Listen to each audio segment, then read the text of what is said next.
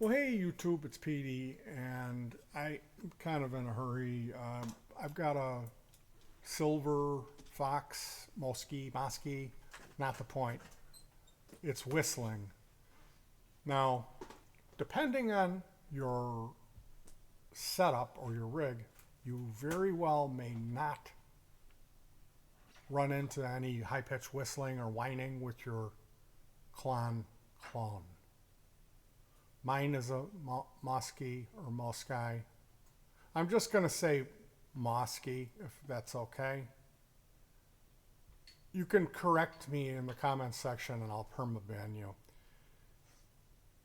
I'm guessing most all of the Chinese clones use the 7660 IC as a voltage doubler. So this is an integrated circuit. People love to use this word chip now. It's a very popular word to call anything that has any electricity a chip. This is it really is a chip this time. Surprise. So here we have a kit, a klon kit.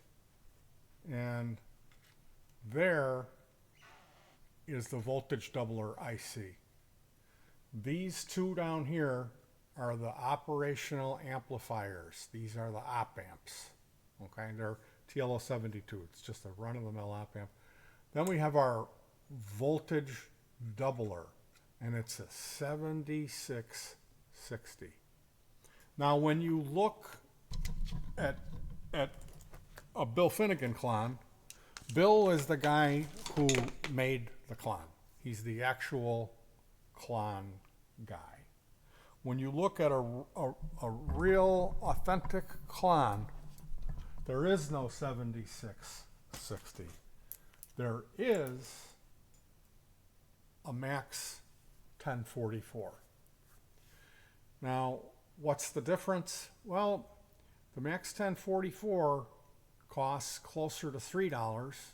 Right now, you can get a max 1044 from Teda, which is a company in Taiwan that sells components. This is where I buy my stuff. If you buy from somewhere else, if you want to come at me with your DigiKey, your Mauser, and your Steve from Small Bear, that's great. That's great. Okay? I'm so happy that you can afford that. I can't afford that. Okay? And that's because life kind of handed me a bum deal. I didn't have an easy life. I suffered chronic gout for 15 years when I could have been working and doing well. My knees were the size of cantaloupes and I was in a wheelchair. Now, all of that aside, the max 1044 chip, the voltage doubler chip, is closer to $3. The 7660 is really an affordable chip. I'm guessing 50 cents. That's going to be my guess. Okay. I didn't have time to find you an accurate price, but I did find a bundle. If you bought like 10 of them and they were SMT, they were 50 cents. Okay. So the Chinese have a choice when they build this clon. Do we put a $3 chip in or we put the 50-cent chip in? And they put the 50-cent chip in and it's fine up until when you run into heterodyne oscillation. And this happens when you have more than one device sharing a ground where both of the devices are running a clock. Now, if you're running all analog gear, you think, well, I wouldn't have a clock. Clock is for digital, and you're right. But the clon has a voltage doubler, and it's got a clock in the voltage doubler. So there you go. When you have two clocks connected to the same ground plane and they're running at different speeds, the heterodyne oscillation is the effect of these two things, almost like a grid, and they line up, and then the gaps in between create a whole different number. And gee, if that number is within the frequency of human hearing, you hear it. It's a audible, high-pitched whistle. In the case of heterodyne oscillation, you'll more than likely, I mean, you can hear motor boating, pop, pop, pop, click, click, click. But typically, if it's two clocks in a pedal or an amp sim, like in my case, one of the grids, one of the clocks is the klon. The other grid or clock is the new XMG30. So when I was building this, and I was just testing it through my test amp, I didn't run into any issue. And then once I connected it to the other part of the puzzle that is necessary to create a heterodyne oscillation, then I ran into it. So if you're watching this video and you're saying, Petey's lying, and you're going to make me an angry comment, I'll permaban you. I'll shadow ban you. And I'm thrilled for you. I'm really happy that your setup is simple enough, and I don't mean that in a bad way. That's good to have a simple setup, that you don't run into heterodyne oscillation. You should keep doing what you're doing. Now, my wife and I make music together, and we play outdoors because we live in an apartment. So we run everything off of batteries, and we need to run like a multi-effector with a good amp sim because we can't run real amps. So this is this is an oversight for me. I didn't think it through when I ordered this pedal, like, hey, it's got a charge pump in it. It's going to cause you some problems, because the Chinese manufacturers, they're not going to go, oh, we're going to put the $3 chip in. They're going to put the cheap one in. So my plan is to cut the zip tie here, unplug the cables, remove the pedal. I have a divot tool that I use to pry the knobs up, a golfing divot remover. So I'll pry the knobs up, and then I'll remove all of the fasteners using a deep well socket. I'll remove the stop switch fastener and the 10 millimeter fasteners that go around these pots. I'll remove these side jacks, the fasteners, and then I'll lovingly disassemble. I don't know. I don't even know if I'm going to be able to. We'll have to see how it goes. But I'm gonna try to disassemble this, and if I can unsolder the 8 pins of the integrated circuit chip. I have some replacements here. I have the Max 1044. I sold a pair of Tascam 48 half-inch reel-to-reel recording decks, and bought components years ago. I sold a couple of 1/8-inch mastering decks, and I took that money and turned around and I bought all components. And I still have Max 1044 IC chips here. I went through, I have this klon. This was a kit that I bought. I bought 2 of these, $30 for 2.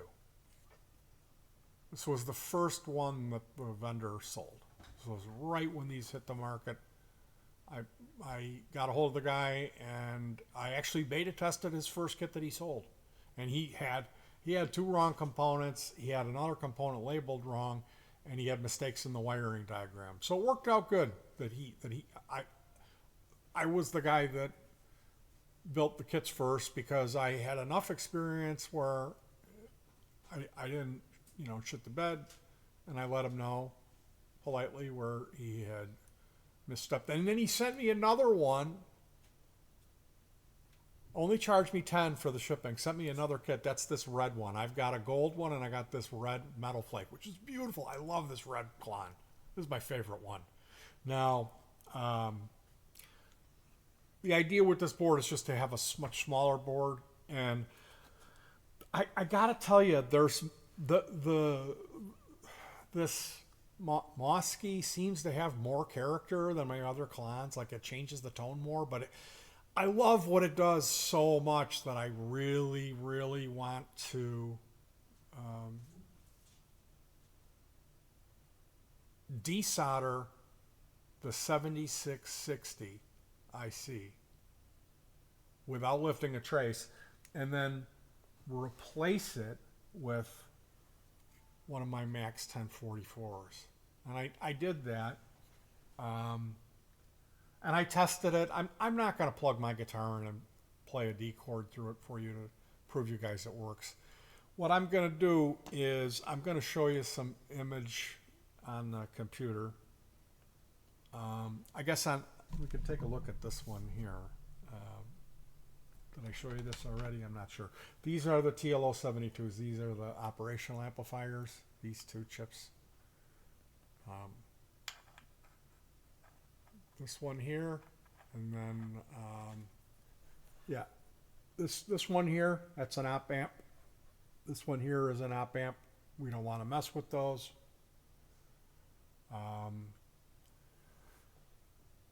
If you have authentic Burr Brown OPA 2148, you could remove these and put those in there. You could try any 5532 chips in here. Customize your klon by... But really, the TLO72 does a good job in the klon. The thing about the any 5532 is China sells a lot of fake any 5532. So if you have a legit pair, you could try it out and see what it sounds like. It's going to draw more current. If you're running off a battery, it's going to run your battery dry quicker because they eat significantly more current. So as far as playing with replacing op amps in a klon, you can. And like this one, I built this and it has sockets for the IC, so you just pull them out and pop them in. The Silver Horse does not have sockets. They're soldered in. This here is the 7660 chip. And Bill Finnegan, the man who invented the klon, did not use a 7660 chip for the charge pump. He used the Max 1044. And the reason that he did that is the frequency, the clock on the Max 1044 operates above the range of hearing for human beings. Okay?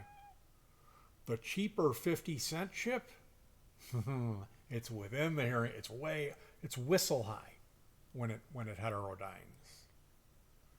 So that Whistler chip, the 7660, that's what they shipped with this kit.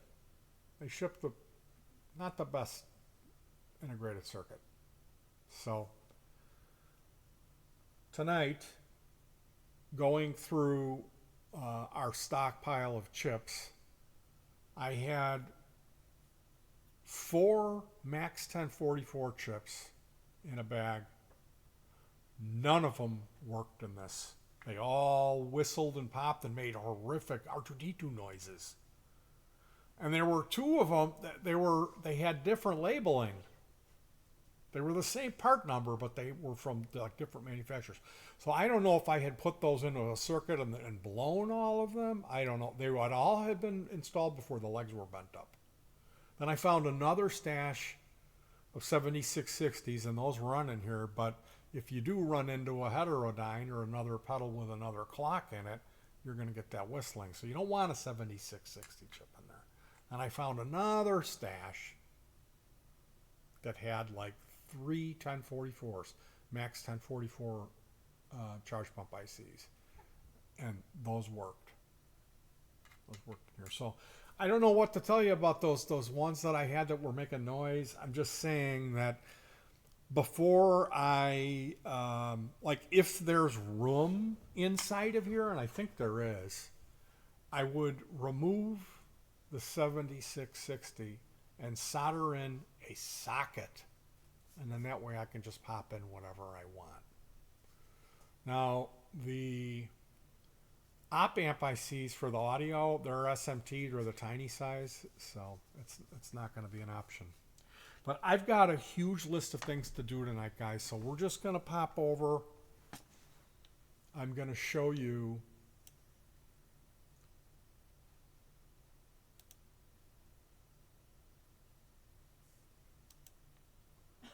here's an image from Reddit. And here is the offending chip. Are you guys able to see this, or are you looking at my ugly mug still? Yeah, I gotta click over on here. Here is an image when you take the screws out of your pedal. Here's the power jack. And here you see here it says CPAZ, and then up there 7660, and it looks like there's an S there. This is the chip that needs to be unsoldered. So you have to get to the back of this board. So I don't even know if this is possible with the way that the jacks are soldered in, how I'm going to get this board out of here. This is going to be a whole nother project I'm going to be working on. Interestingly enough, I don't think mine looks like this on the inside. I remember seeing there was spots for clipping diodes that were empty.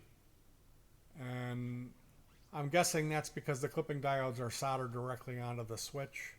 So this is a whole nother can of worms that I had no idea I would be running into. All I gotta say is more than likely what's going to happen is I will try to get this going. Hopefully I won't render the pedal inoperable, because I really want this sound. And it does seem to be different than my other clones. So if all goes well, I will unsolder the 7660S chip that's in here, solder in a socket, and then hand install one of the Max 1044s and test it. And at that point, I'm going to switch the order of these back to how I had it and have the booster after the clon. All right, you guys. Thank you for joining me on this one. Thank you for letting me spend an hour of my unbelievably busy night.